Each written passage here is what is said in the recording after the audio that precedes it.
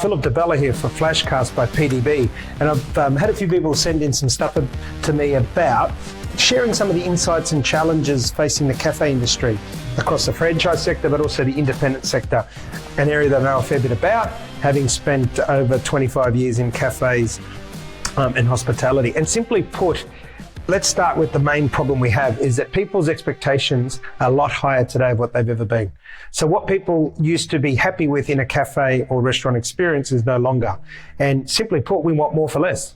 So we don't like paying $4 for a cup of coffee, but yet using the cup of coffee as an analogy, the cost of milk, cost of coffee, and the cost of that cup, so more or less the COGS, cost of goods sold, has not increased in the last 5 years. However, what has increased is wages. Wages have gone from around 25, 28% to up over 40%. What has also been introduction was obviously the GST. When everyone was doing really well, they unfortunately did not put their prices up to 10% for the GST. So that was another absorption. And then the other big one is utilities around petrol costs, which puts up freight costs, electricity, especially electricity bills have gone crazy, and gas bills. So from one insight is the cost of goods have not increased, but yet everything around has. So what that means is the cost of producing something in a cafe or restaurant has gone up, yet our willingness to pay for it has not. We're expecting more for less. So when people ask me, especially around franchise, and we know all the stories that are going around at the moment and what's happening, and it's not just in the cafe hospitality, it's also in the retail sector, you'll find that the biggest reason there, if you break it down, is the following. If you look at the ATO website, it'll tell you that rent should be no more than 10% of your turnover. Of course, GST is 10%. Wages shouldn't be any more than 30%. Cost of goods should be around the 20%. And utilities, we've covered utilities, we've covered rent.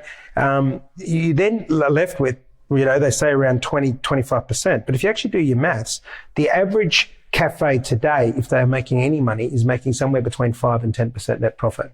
And you can get those figures from Restaurant Caterers Association and places like that that'll tell you that if anyone is actually making any money in the cafe and restaurant industry, it's more like 5 to 10%.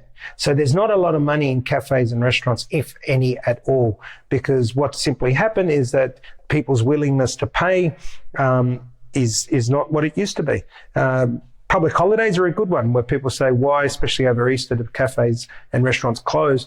Well, they can't pay double time and triple time wages. It's just a fact of the way it is. The numbers don't allow it. And if they actually did, you'd be paying, $8 for a coffee and $20 for a bacon and eggs, which nobody's willing to do. So when we were doing some work with the whole wages scenario in the government, we said to people, well, the problem is not an employer's willingness to pay somebody more. It's the problem is that they just don't have it. The moment that wages are over 30% of what the takings are, they might as well close their doors. So the argument is not, does the employer want to pay the employee more? Of course they would. They're happy to. It's whether they can. And when you're not willing to pay more than $4 for a cup of coffee, or $10 for bacon and eggs, or even $15 for bacon and eggs that are poached to perfection, and the bacon's top quality and grilled, and you've got the best bread on the plate, and it's all, jazzed up nicely. $15 is not a lot to pay when you think that wages is 40% of that item. Cost of goods is about 30% of that item. 10% is GST, and there's 80% already gone.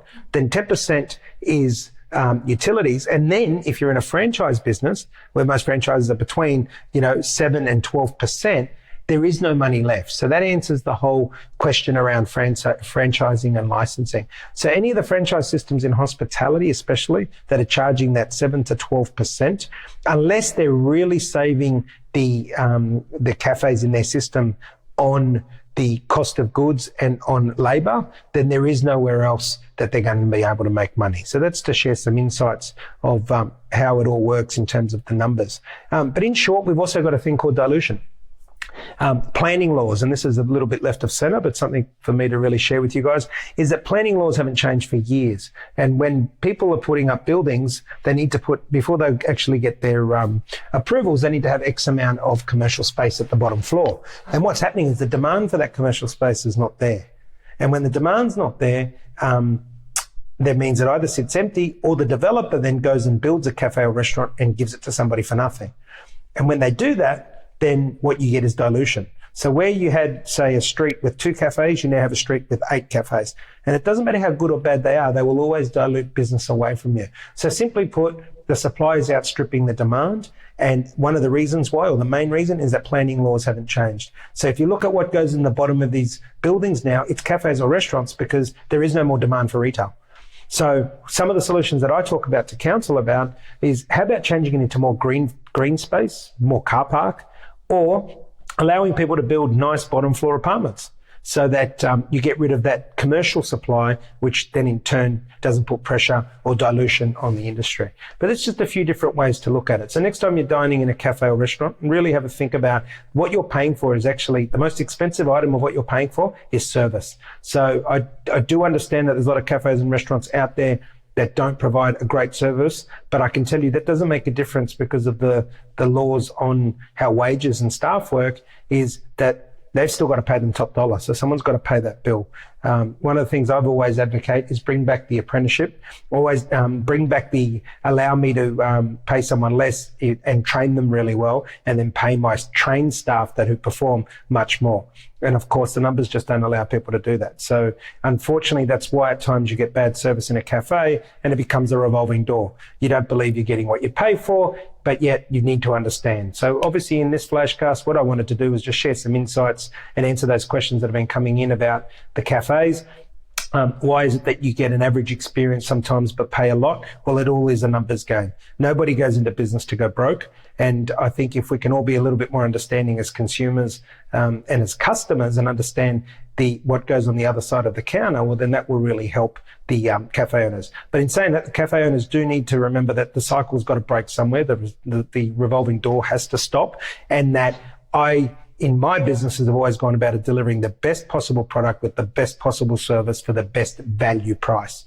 And if you go about doing a model like that, then you'll always succeed. Of course, you've got to remember that there needs to be a demand for what you're offering in order for you to succeed. So popping another cafe next to a string of another 10 without the demand or without a point of difference is simply not going to work.